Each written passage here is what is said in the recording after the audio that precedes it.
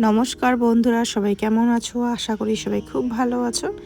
আর আজকে আবারও একটা নতুন রেসিপি নিয়ে চলে আসলাম। সুজি আর গুঁড়ো দুধ দিয়ে এই সন্দেশটা তৈরি, খেতে দারুণ। তো কিভাবে এটা বানাচ্ছি সেটা তোমাদেরকে দেখিয়ে দিই। আর খুব সহজভাবে এটা বানানো যায়। তো সন্দেশ বানানোর জন্য এখানে 1 বাটি নিয়েছি গুঁড়ো দুধ। এটাকে আমি এখন বলের মধ্যে দিয়ে দেব। এখানে একটা বল নিয়েছি, এর মধ্যে ঢেলে দেব গুঁড়ো দুধটাকে। এবার এর মধ্যে আমি জল দিয়ে দেব। জল দিয়ে একটা পাতলা ব্যাটার বানিয়ে নেব। আপনারা চাইলে লিকুইড দুধও ইউজ করতে পারবেন, তো আমি এখানে জল ইউজ করেছি। খুব ভালো করে মিক্স করে নেব।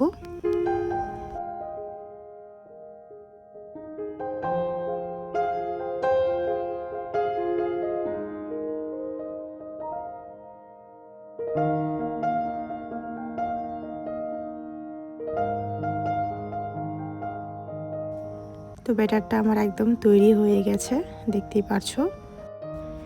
এবার এটাকে সাইডে রেখে দেব। আর এদিকে আমি প্যান বসিয়ে দিয়েছি, প্যান আমার গরম হয়ে গেছে।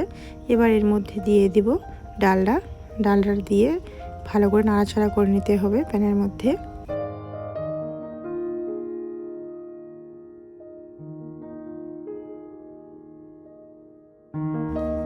এবার এদিকে আমি নিয়েছি 1 বাটি সুজি, ছোট বাটি দিয়ে। এবার সুজিটাকে দিয়ে দেব প্যানের মধ্যে, দিয়ে খুব ভালো করে নাড়াচাড়া করে নেব।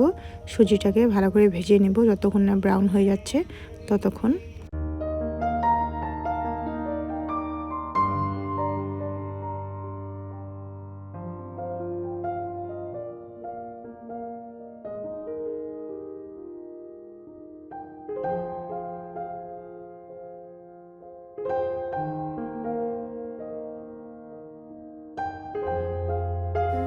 সুজিটা আমার ভাজা হয়ে গেছে, খুব সুন্দর কালার চলে এসেছে, দেখতেই পারছো।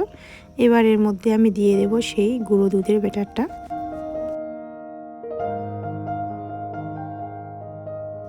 দিয়ে খুব ভালো করে নাড়াচাড়া করে নেব, সব কিছু যাতে ভালোভাবে মিক্স হয়ে যায়।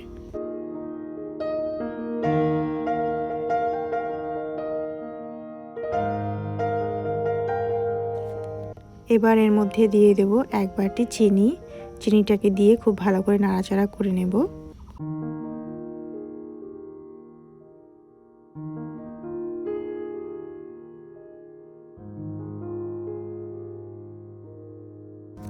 এবার দিয়ে দেব 1 চামচ ঘি।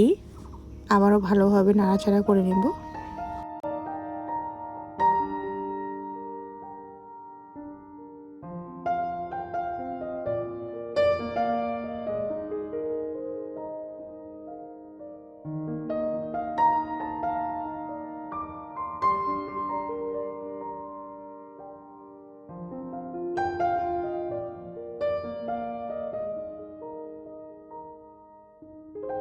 তো এটা আমার একদম রেডি হয়ে গেছে, এটাকে এখন নামিয়ে নেব। আর এখানে একটা বাটি নিয়েছি, বাটির মধ্যে ঘি ব্রাশ করে নিয়েছি। এবার এর মধ্যে দিয়ে দেব, ভালো করে চেপে চেপে নেব।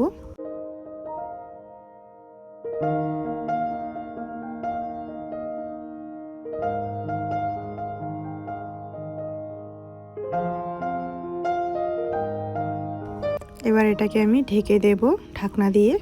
যতক্ষণ এটা ঠান্ডা হয়ে যাচ্ছে ততক্ষণ আমি এটাকে রেস্টে রেখে দেব।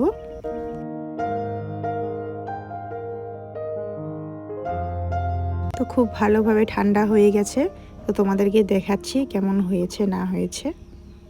তো এটাকে আমি এখন একটা প্লেটের সাহায্যে পাল্টে নেব।